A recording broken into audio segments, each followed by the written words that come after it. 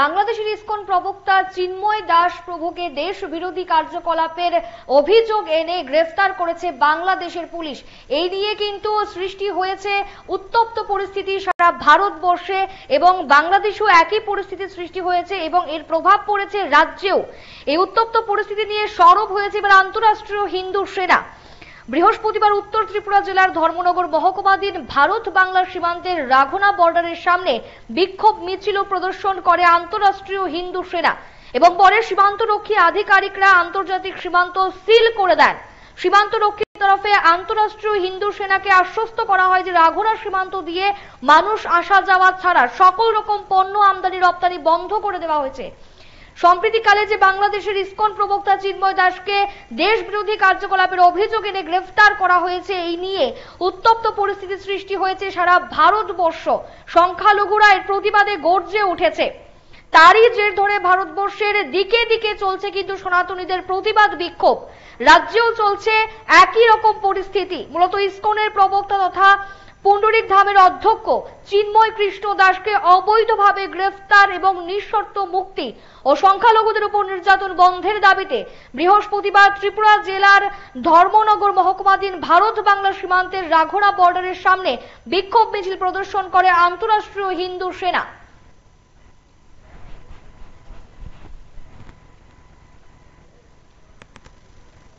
আমরা দেখব এর কিছু দৃশ্য।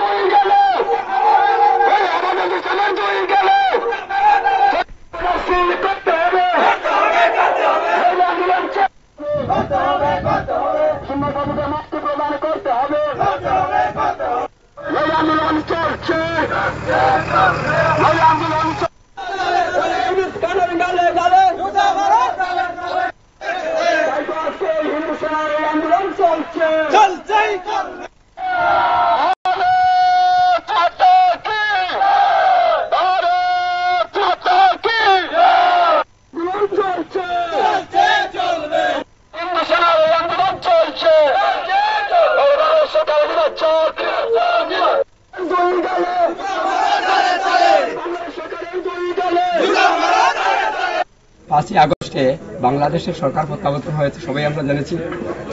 প্রত্যাবর্তন হয়েছে তাদের দেশ, ভালো কথা, কিন্তু সেখানে যে বসবাসকারী হিন্দু, বৌদ্ধ, খ্রিস্টান সবাই ওই দেশের নাগরিক ছিল।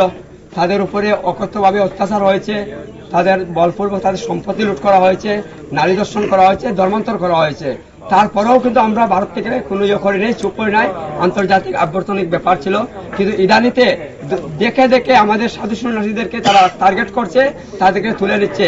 গত 25 তারিখে হিন্দু হৃদয় সম্রাট, যিনি যার আওয়াজে শত শত হিন্দু জেগে উঠেছিল, লক্ষ লক্ষ হিন্দু জেগেছিল, আকাশের পাখিরা পর্যন্ত সাড়া দিয়েছিল, সেই চিন্ময় কৃষ্ণ দাস ব্রহ্মচারীকে ঢাকা থেকে অবৈধভাবে উঠিয়ে নিয়ে যায়।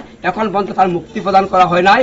তার জন্য আমরা জানিয়েছিলাম বাংলাদেশ সরকারকে এক পত্রের মাধ্যমে, যদি 24 ঘন্টার ভিতরে চিন্ময় প্রভুকে মুক্তি দেওয়া না হয় তাহলে আমরা বৃহৎ আন্দোলন করব। তারই প্রতিবাদে আজকে আমরা একটা ছোট্ট মিছিল করেছি, সর্বোপরি 20-25 জন নিয়ে আমরা এই মিছিলটা করেছি। এর জন্য বাংলাদেশের যদি হিন্দু নির্যাতন বন্ধ না হয় এবং বাংলাদেশের যদি হিন্দুদের উপরে ক্রমাগত অত্যাচার থাকে, তাহলে ভারত থেকে আমরা কোনো পণ্য সামগ্রী বাংলাদেশে যেতে দিচ্ছি না। শুধু এই বর্ডার নয়, ভারতবর্ষের লগে যতটা বাংলাদেশের বর্ডার আছে সমস্ত কিছু বন্ধ করার দেওয়ার সিদ্ধান্ত নেওয়া হয়েছে আমাদের এই অখণ্ড রাষ্ট্রীয় হিন্দু সেনার পক্ষ থেকে। আমরা ভারতব্যাপী ডাক দিয়েছি। কৈলাসহরে বন্ধ হয়েছে এবং আগামী 2 তারিখে পেটাবুল বর্ডারও বন্ধ হবে এবং সেখানে আন্দোলন চলছে। সমস্ত আন্তর্জাতিক বর্ডার বন্ধ হবে। আর ভারত সরকারের কাছে আমাদের করজোড়ে মিনতি, ভারতের হিন্দু সংগঠন হিসাবে নরেন্দ্র মোদীজির কাছে আমরা করজোড়ে প্রার্থনা করছি, যতদিন পর্যন্ত বাংলাদেশে হিন্দু সুরক্ষা প্রদান হচ্ছে না ততদিন পর্যন্ত ভারত থেকে যেন একটা ফোন আর বাংলাদেশে না যায় সেই ব্যবস্থা যেন সরকার করে। সরকারের কাছে আমরা মিনতি রাখছি। আজকে কোন বর্ডার বন্ধ হলো? আজকে যে বর্ডারটা হয়েছে এটা ইয়াকুবনগর সাইটের রাগনা চেকপোস্ট বলা হয়, যেটা দিকে বটুলি এবং ফুলতলা, জুড়ি, কুলাউড়া এবং মুলইবাজারকে সংযুক্ত করেছে।